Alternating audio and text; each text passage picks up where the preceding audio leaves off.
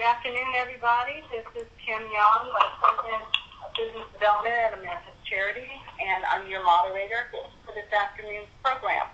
Thank you all for joining the webinar. We're excited to have such a diverse group of attendees from corporate and nonprofit sectors, along with our colleagues in employee engagement online joining us today. A couple of housekeeping items before we get started. First, I want to let everybody know that we are live tweeting during today's presentation using the hashtag Snapshot 2017, as you see on your screen. So we hope you can join our conversation on Twitter as well as prepare your questions for the webinar today. Secondly, as I mentioned, we are hoping to get great questions from all of you, and you can use the question feature on the GoToMeeting link, and that is at the bottom right-hand corner of your screen. Just type in your question, and when we get to that point of where we can pause, we will make sure we answer your question. If we can't get to all of your questions before our time is up, we'll try to answer questions on our blog as soon as possible, which also can be found at charities.org/blog. During the call, all of the lines will be muted so to give the best experience to those of you who are listening and for our panelists. And finally, we will send all of you an email at the end of the webinar with the presentation and today's recording in a few days. So let's get started. I'm pleased to be joined by our panelists, Steve Greenhalgh, Senior Advisor for America's Charities, who conducted the research, Peter Panapinto, who is our lead author, and Jim Starr, America's Charities President and CEO. In a moment, they will talk about what employees think about workplace giving, volunteering, and CSR. At the end of the discussion, we'll give all of you time to weigh in with your questions. So as I mentioned before, get your questions ready and submit them online. For our agenda today, we'll talk about, we'll give you a little background on the research. We'll talk about the top 6 key findings. There'll be a question and answer period, and then we'll give you some practical information on what to do or how to use this data so that it works for you. So who is America's Charities? For those of you on the line that are new to our organization, we are a nonprofit. Our purpose is to inspire employees and organizations to support the causes they care about.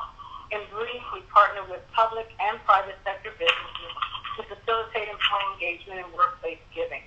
And we do this to bring more resources to nonprofits serving throughout the United States who are serving our communities and changing our world.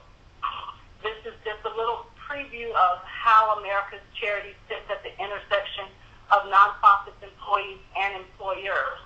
And this is just a sampling of some of the nonprofits that we serve and some of the businesses that we serve. More than 125 companies are in our portfolio. We represent more than 40 workplace giving efforts across 11 different industry groups. And we serve or engage more than 250,000 employees in our work, and with a participation rate of about 22% on average, with an average gift size of $550. Causes range the gamut from the nonprofit causes from across the United States, and we serve about 10,000 plus nonprofit organizations and trusted member charities. About the research. So we've been conducting the Snapshot report for several years, dating back to 2013. And so you'll see as you view the research that we have done in the past, we've surveyed in 2013 nonprofit organizations, we surveyed companies individually, and we've also surveyed employees. The research today is unique in that it provides perspective from all three, with the primary emphasis on the employee. So, Snapshot 2017, the research began between January and April. America's Charities surveyed more than 1,500 nonprofits, so used to saying nonprofit organizations, surveyed more than 1,500 employees, 1,586, and we gained their insights on what they think and what they value about charitable giving, workplace giving, and volunteering, and how they utilize this within their workplace, how their giving impacts their relationships with their employers, as well as hearing from diverse industry groups here. More than 18 industries were represented in the survey, and the findings from the survey, as I said earlier, have been published and will be sent to you shortly after the webinar, or you can actually have a link. You'll have a link to download that report. And so our conversation today, you'll hear about how employees' attitudes in the workplace are changing. So let's dig into the findings of the report and talk about what it means to you. Here are the top 6 findings, and our panelists are going to dig into these, but I just want to highlight them quickly for you to give you an overview. So the first, workers value giving on the job. You'll also hear about choice as a critical element to workplace donors. Workplace giving is a valuable tool for attracting and retaining talent, and we're really excited to hear about that, because there are some that perceive this as not being as valuable as it has been in the past. Technology is a given. It is a means of enhancing workplace giving.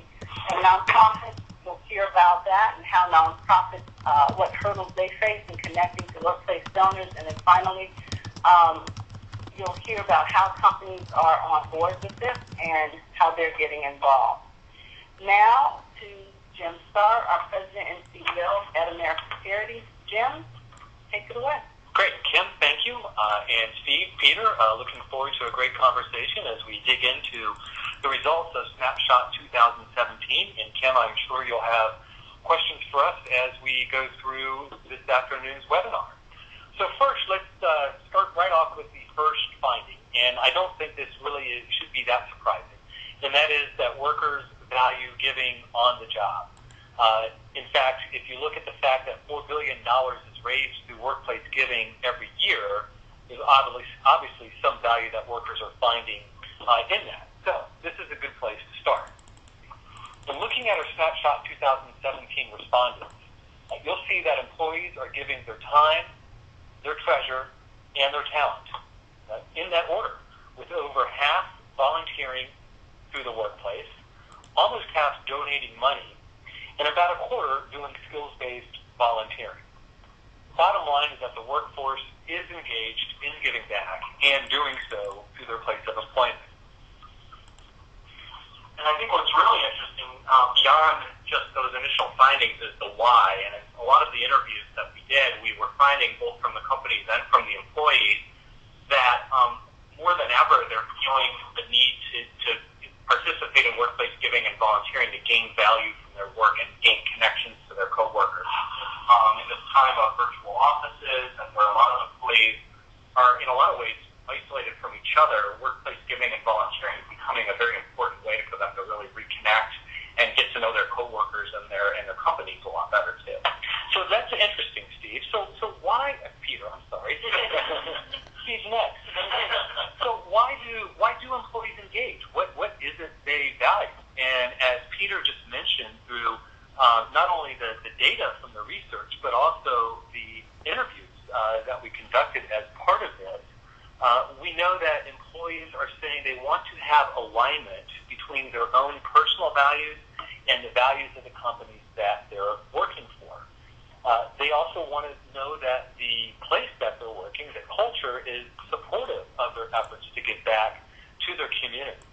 But what's also interesting, and this highlights the point that Peter just made, is that employees are looking for ways to connect, and they want to leverage their job, their place of employment, as an opportunity to connect with their senior leaders and with their coworkers. And so they view employee giving and volunteering as a great conduit to create those connections with their coworkers, as well as an opportunity to give back to their community. But Steve, we know that 29% of the respondents said that they actually did not donate or volunteer through their workplace program. Why is that?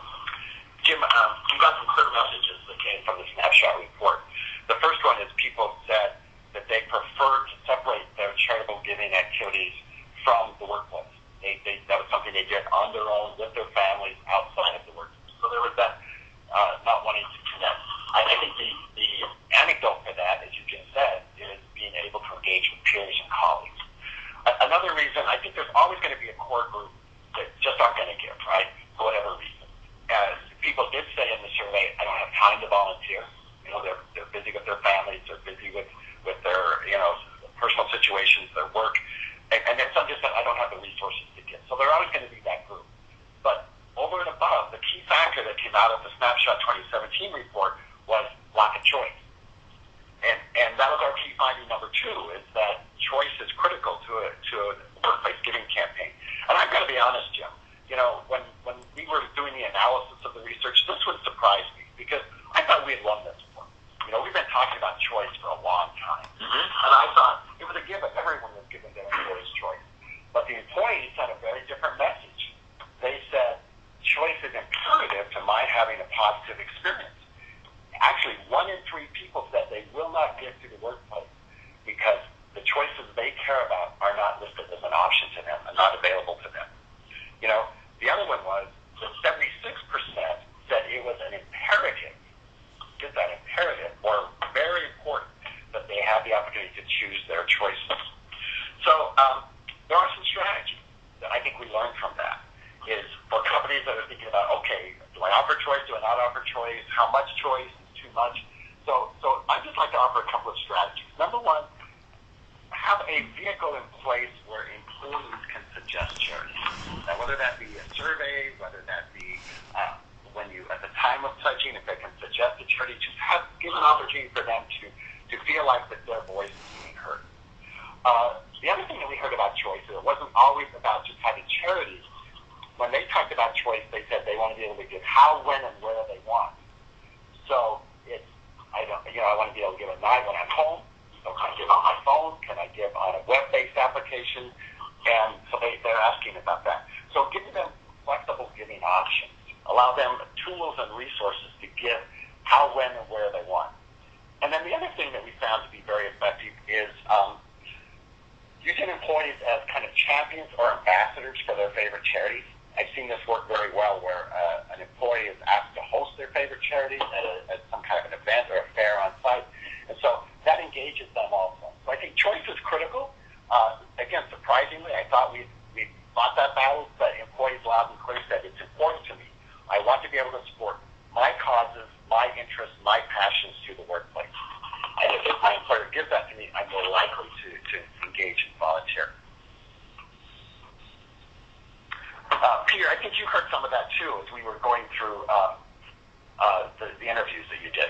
Yeah, absolutely. And we were hearing from a lot of employers that as they found ways to engage employees in the process of making those choices, they were getting much better results and much greater buy-in from their employees. And the employees themselves were reporting a much higher level of satisfaction from the experience itself. So I think to kind of drive home on that point and to really kind of build on it a little bit more, I think that the more that employers can actually build into the experience employee engagement, not only in participating in the program, but finding ways to help shape the program and come up with ways to help inform the choices that are available in the place.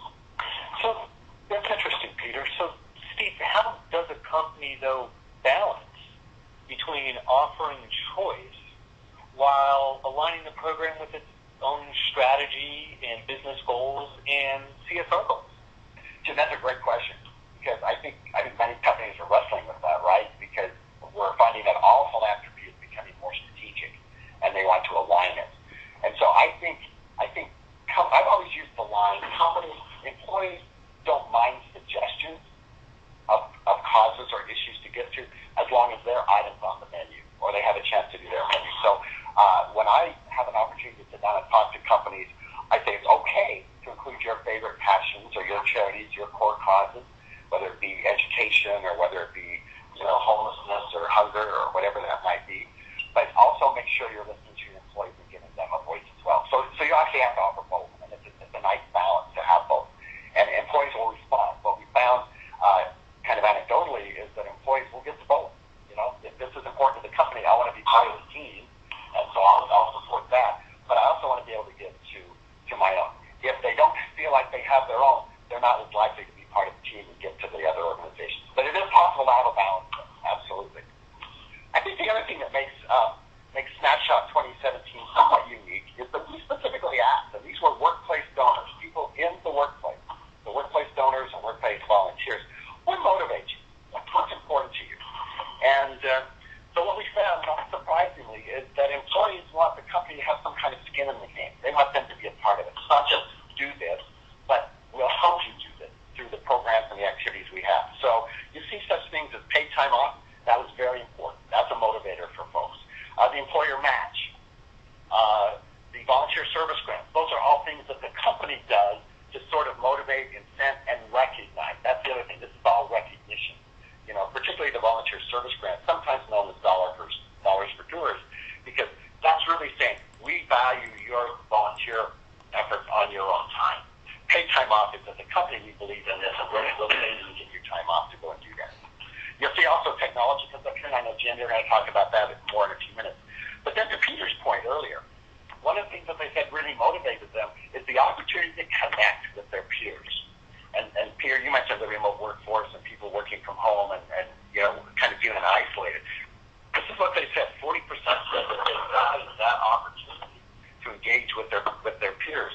That's something that the company can do to support that motivation. So I think choice and motivations are important for companies to understand. So when workplace giving and volunteering is done right, it really is more than just giving back. It's also a tool to strengthen your organization. If employees value workplace giving, then providing those opportunities will help you as a company attract and retain talent. So Snapshot 2017 provides another key insight for employers and nonprofits that want to be successful with giving and volunteering programs. And that really is the value of engagement. So we've established the importance of having a supportive culture for giving and volunteering, and that choice is absolutely critical. So, Peter, what additional insights did you pick up in some of the conversations that you had? Well, I think what was really interesting, and we've touched on a little of this already, but what's really interesting is what happens when the company really includes employees as partners in this process and involves them in setting the course for the giving and volunteering program. We spoke to a few companies that actually have created committees of employees where they've allowed employees the opportunity to sponsor or kind of serve as the spokesperson for different organizations that are being brought forth as options for corporate giving. These have allowed them to help shape the volunteering experience. And the more that happens, not only does giving and participation increase, but the ties between the company and the employee improve as well.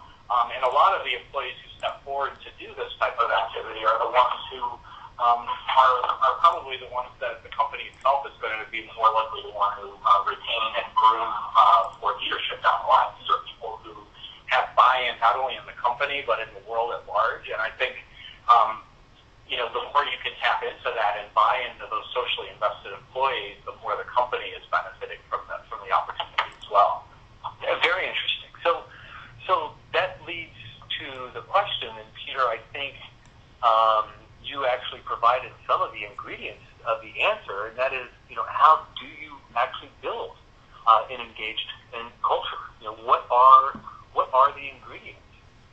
And we could probably boil it down to 3 simple steps. right? 3 easy things to do. We already know and have talked to the importance of alignment and having strong culture. So let's talk a little bit more about what are behind those things. Well, one is just simply provide authentic leadership.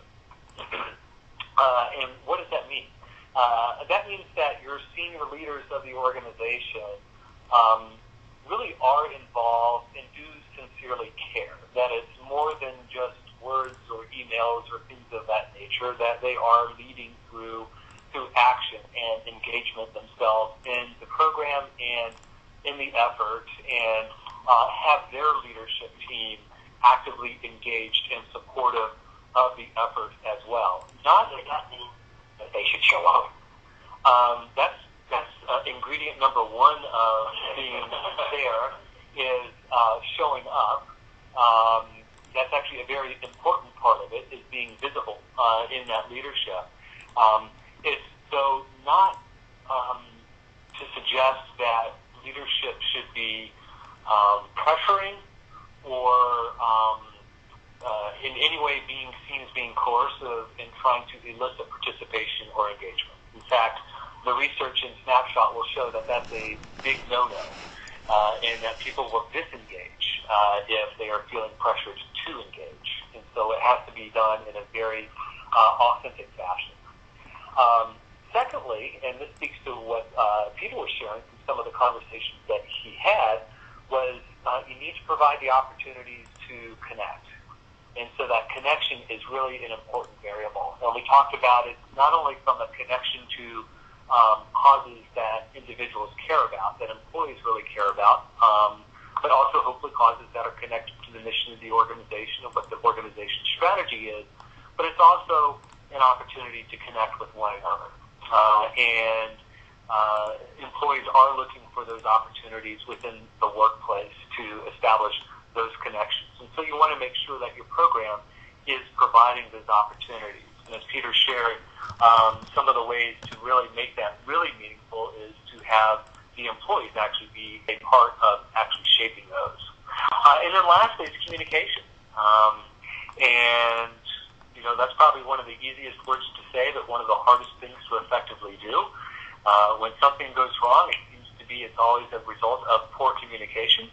And so we want to make sure that you are communicating about the program, that you are making sure that not only your employees and your partners are aware of the program, but that they understand the impact that it is having for the communities, for the nonprofits, and for the company itself. So you need to make sure that you are effectively communicating about the program and its impact. Jim, can I add something to that? Because you hit on a couple of very key points there. It's very important to have company leadership involved. As you said, that's got to be authentic. It can't be in a coercive or a pressure way. But I think one way to balance that is the opportunity that when they interact with their colleagues, right? Well, that's a nice balance. Let's be honest. A lot about charitable activity is social, and they want to know who's going to be there. And they will value, we learned this from Snapshot and other research, they value the opinion of their peers almost as much as their senior leadership. So that peer engagement, peer connection is very, very important. Excellent. So, and I think, you know, that's a really interesting point to bring up, Steve. And the connection between the corporate values and the work is something I've also went through quite a bit in the research here. And Jim, I don't know if you have any insights into companies that do that well and how they've been able to make that connection between values and the work that they're doing on the charity front. So some of that has to do with the connective tissue, if you will, that you can build between a program and what it's doing and who it's doing it for. And technology is a big piece of that connective tissue in helping establish those connection points. And that is our fourth finding. And I would say, too, to those of you on the phone, a couple of things. This is a great dialogue. Thank you all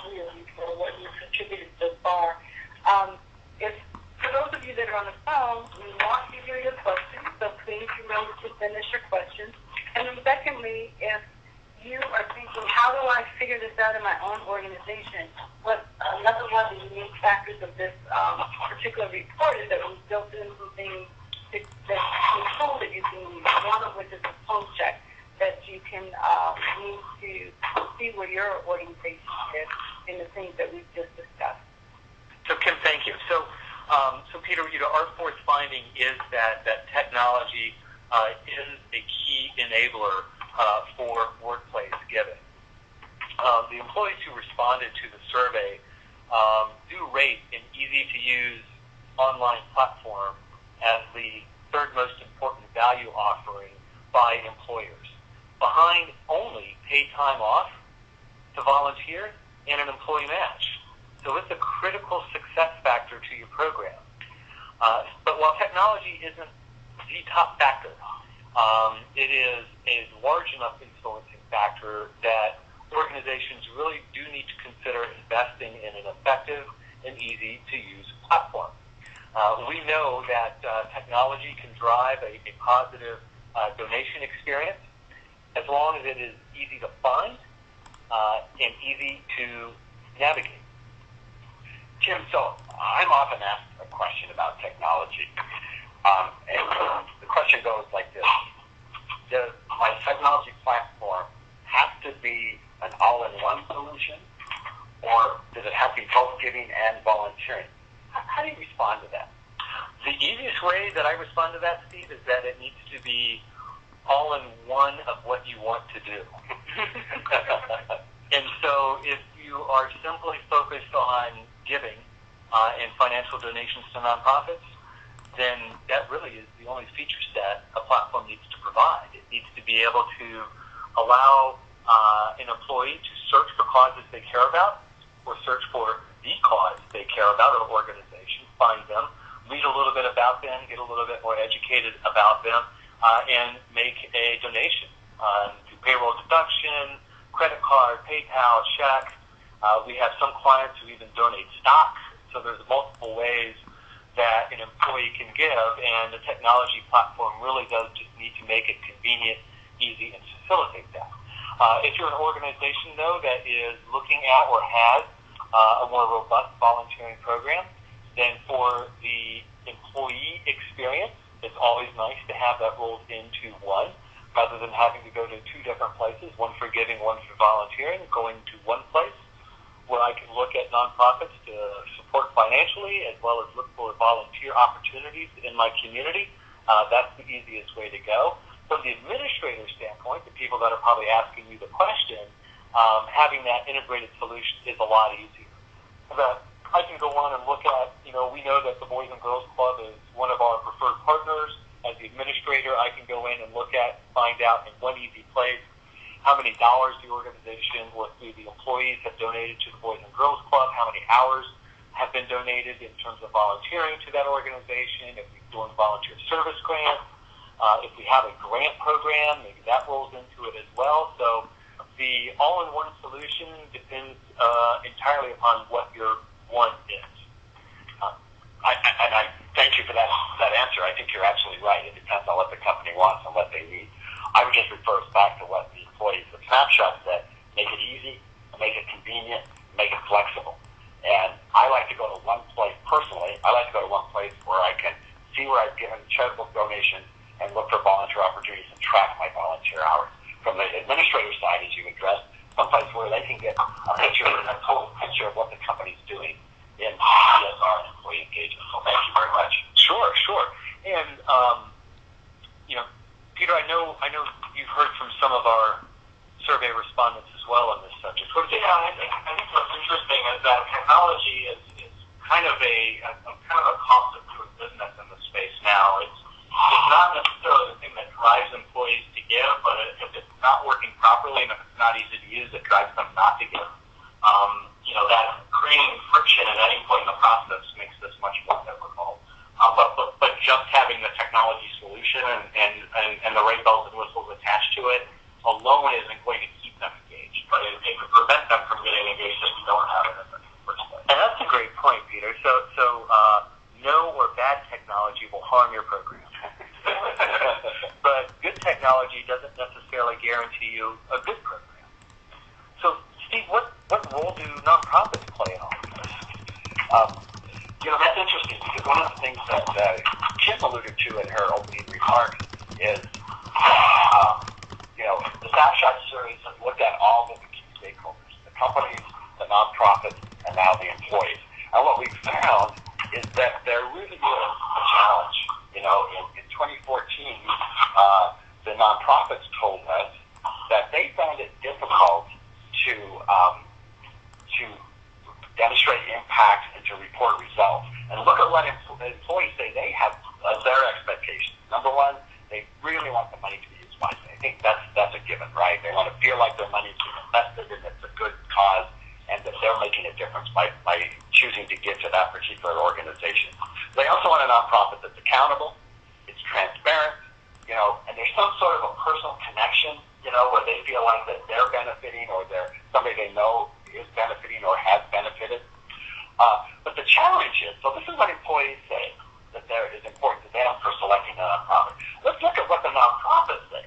The nonprofits say that they know how to be accountable and they can show governance and they can show transparency.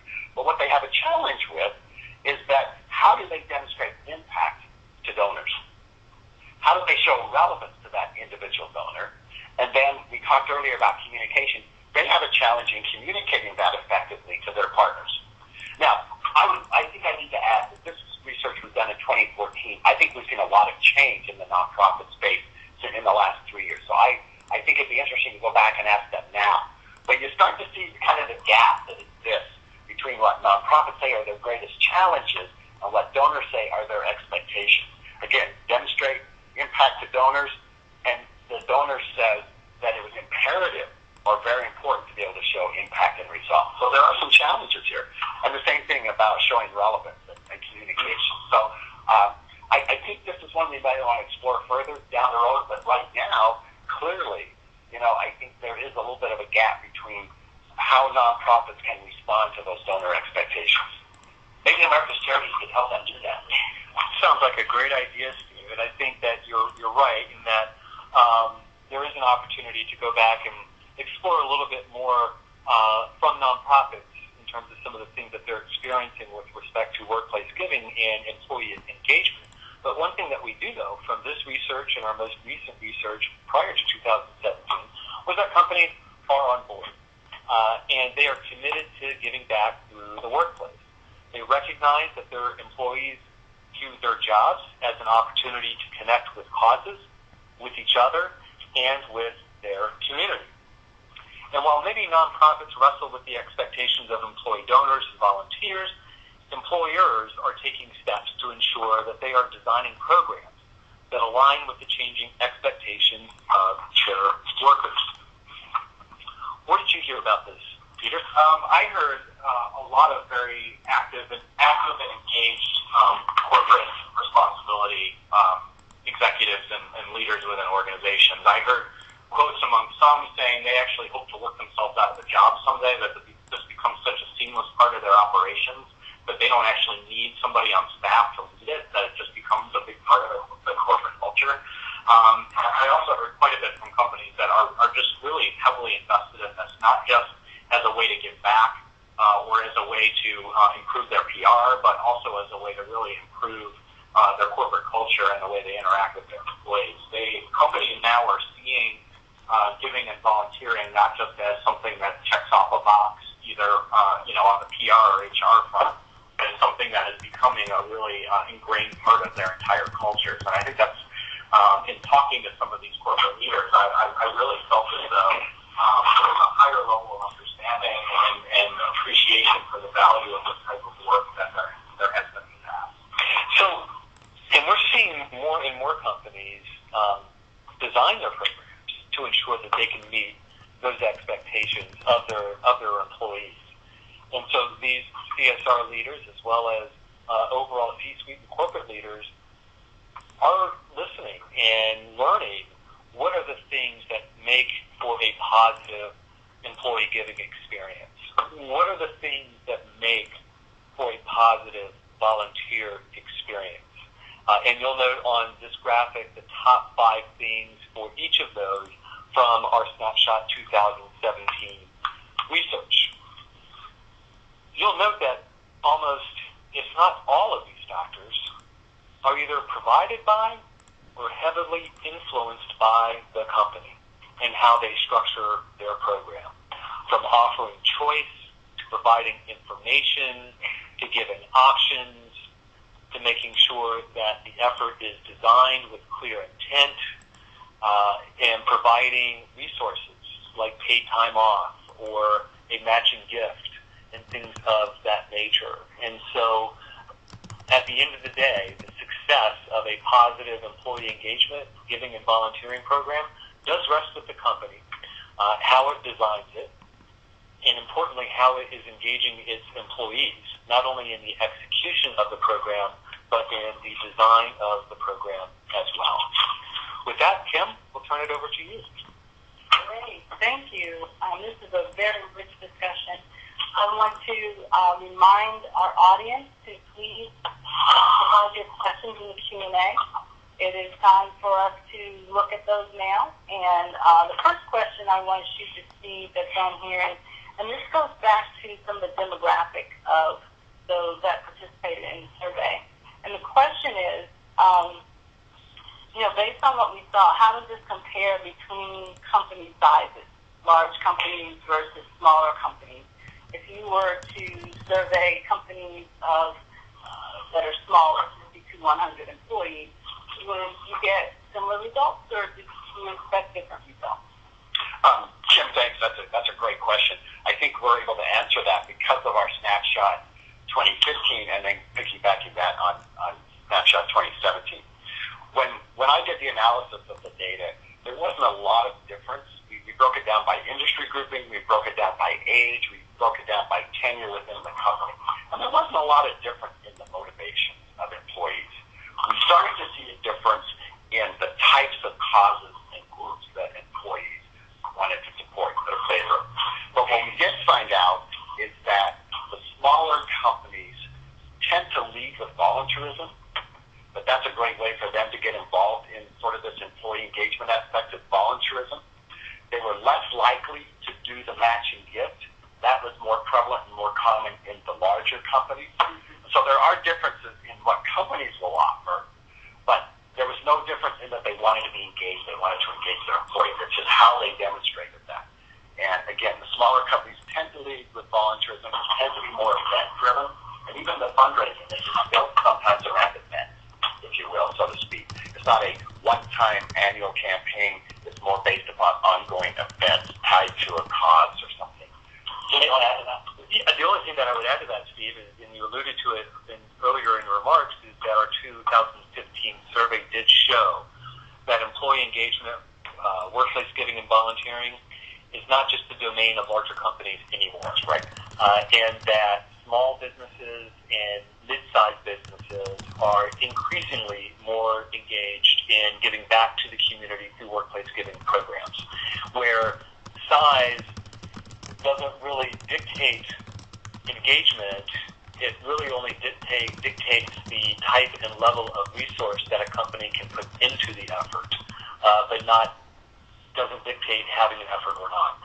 Yeah, and that's a great point. I would just simply say that what we have found is smaller companies don't often have the resources dedicated to this. It's part of somebody else's job.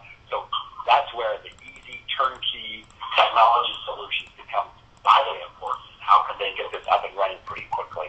And having a partner who knows this business and can provide a little bit of consultation and guidance as you go along the way. That's right. They're anxious to get involved. They sometimes need some coaching on the best way to do that, right? Great discussion going on here and great questions coming in. So, and thank you all for the questions. I would shoot this one to Jim and Peter as well to weigh in. What about leadership buy-in?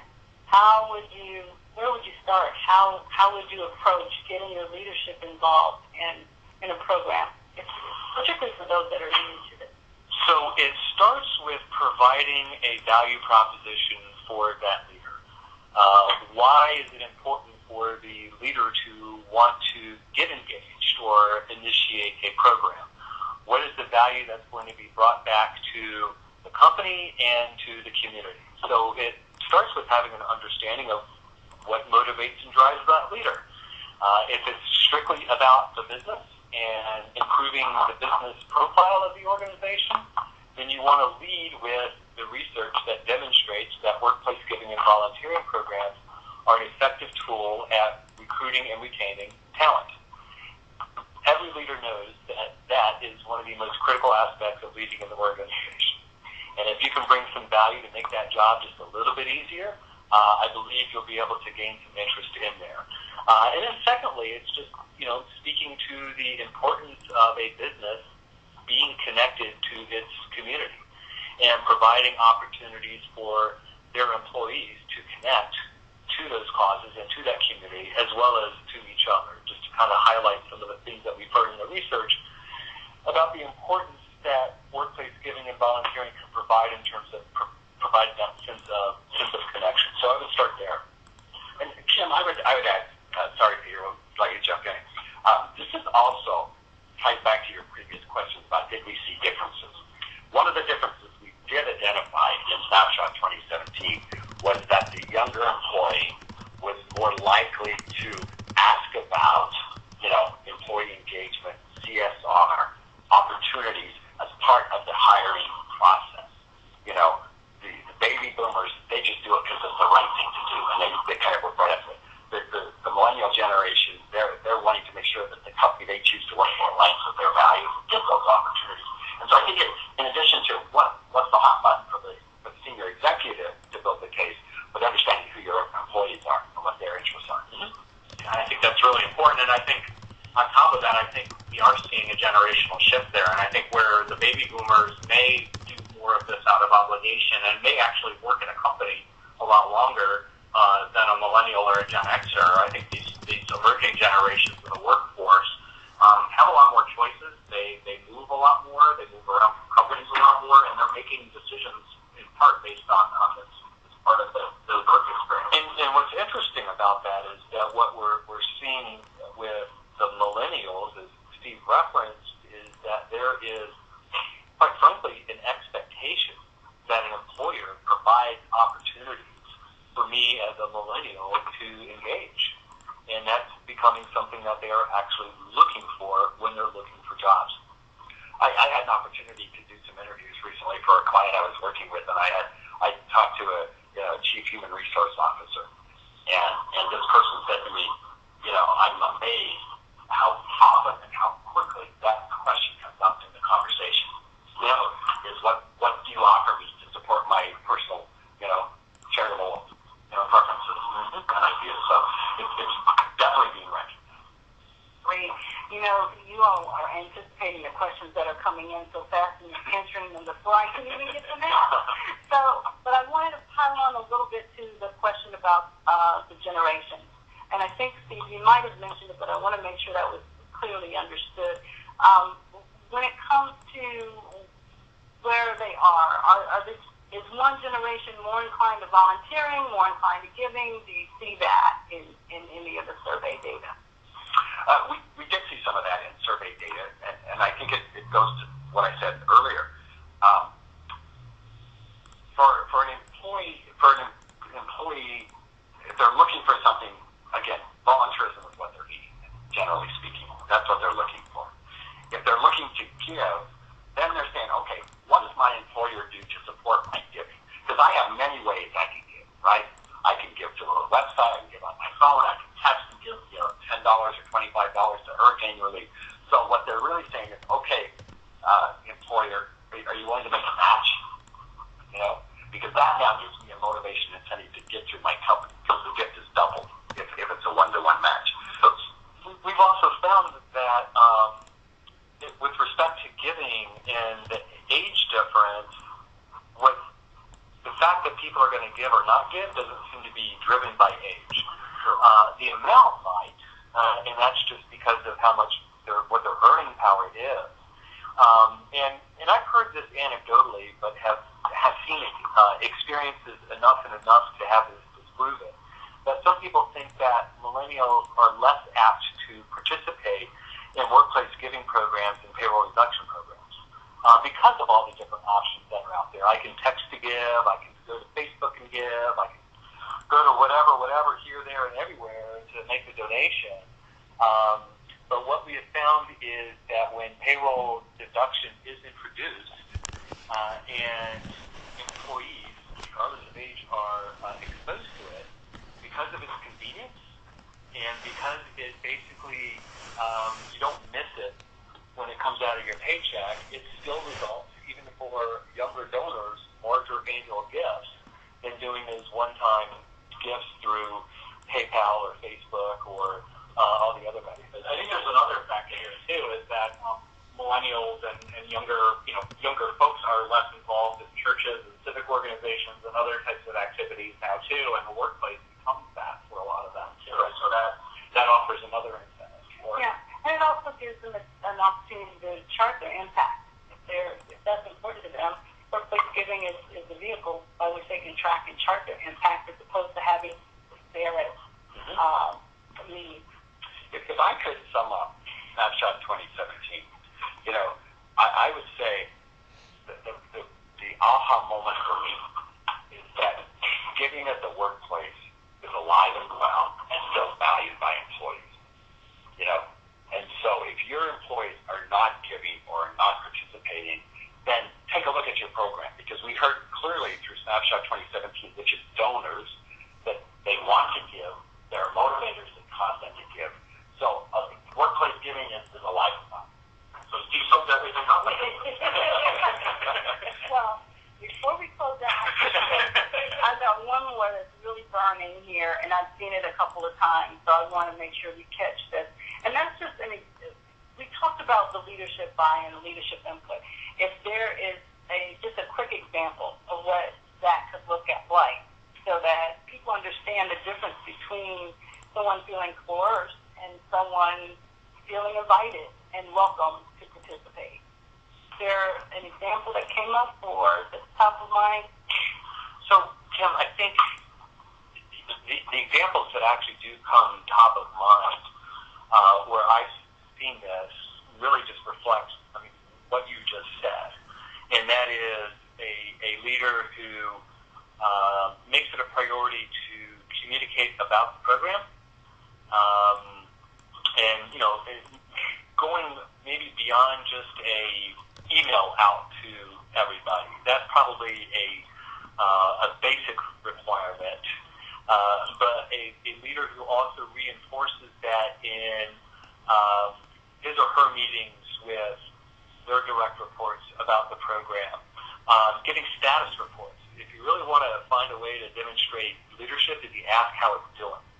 And that gets people moving, because people know when a leader's asking about something, then that's generally something that they care quite a lot about, and it's a priority for them. So that's another visible way to demonstrate the leadership behind the program.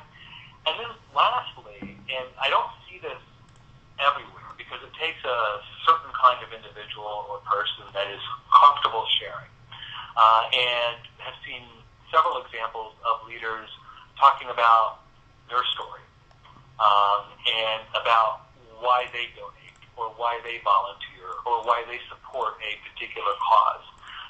And it's usually a pretty personal story as well. So they have to be willing to open up a little bit, be vulnerable a little bit.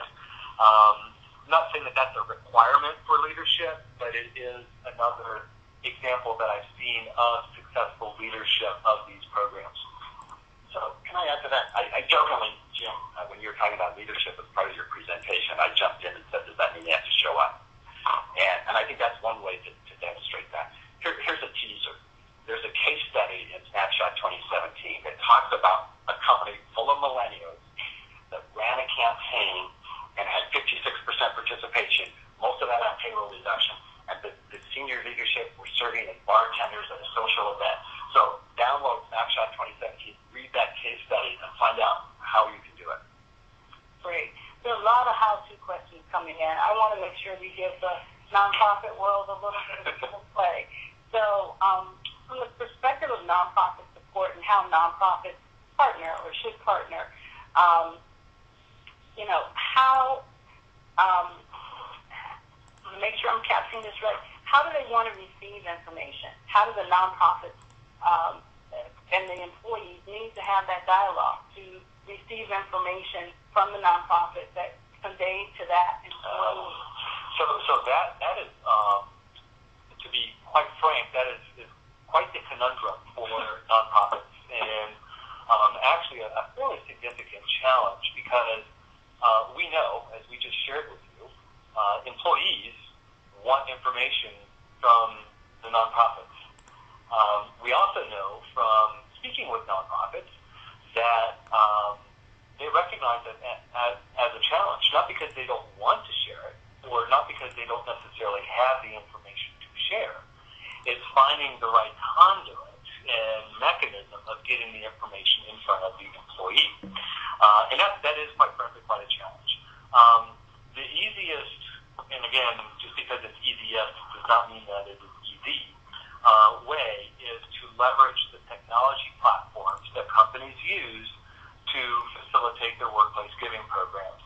Many of these platforms have opportunities for nonprofits to, quote-unquote, claim their profile and populate the site with their information.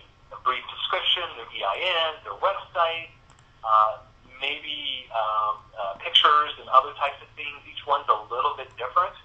And so the technology providers are trying to provide the vehicles for nonprofits to get information in front of employees, because they're hearing from their clients, the employers, that their employees want that information. The challenge is finding a way for nonprofits to get it there. As a nonprofit, it's just very difficult to, one, know who all of these different providers are.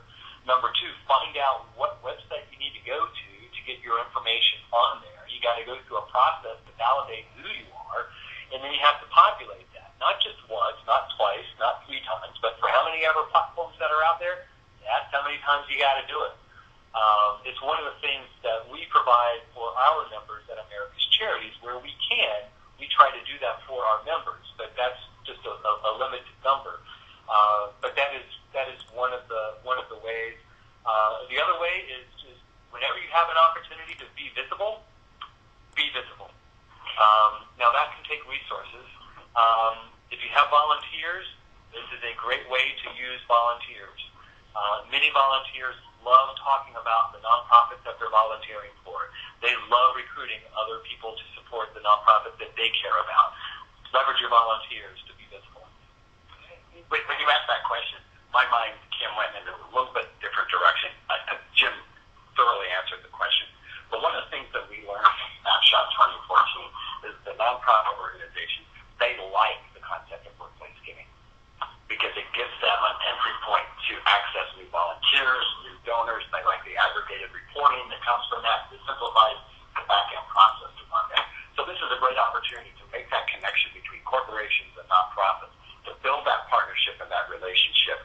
So it's full cycle, because there are benefits that come from being involved in a workplace giving campaign as a nonprofit. Okay, and now I would love to throw the donor perspective in here too, because I think that's the final piece of this is what information you convey, and it's information about impact, and it's stories of the work you're doing, and it's told in a easy and accessible language so that people can clearly see how either their time or their money is making a difference. And that's a key theme that wove all through this report, but it really comes out of all donor research. This is what donors want. They want to know that this gift is doing more than making them feel good, that it's actually helping them achieve some greater impact. So, what you say is very important too. And that, Peter, is an excellent segue into our summary. And I so appreciate this conversation. So to those of you on the phone, I know we didn't get to all of your questions. Please, blog your questions in. We will respond to those through our blog. For those that have how-to questions, I'm going to give you some more information on how you can begin your process of checking where you are in your organization. But just quickly to summarize, the 5 key points, there are 5 ways to ensure to engage your employees by amplifying your program and making a difference. Ensure your programs align with your company's values and articulate connections. So we cannot say enough about alignment. That's really the first step in understanding what it is you're trying to achieve through your program. Secondly, making sure that you have meaningful incentives. So the dollars for doers, the multiple ways of giving, can't say enough about choice, and those types of things to get your employees involved and excited about being involved. And then easy ways for them to engage and to connect with the causes that they care about, to use the use of technology and the value of technology. We assume that it's a given, but I'm always surprised at how many don't yet have the technology in place and are really grasping to find something that is all-inclusive or all-in-one.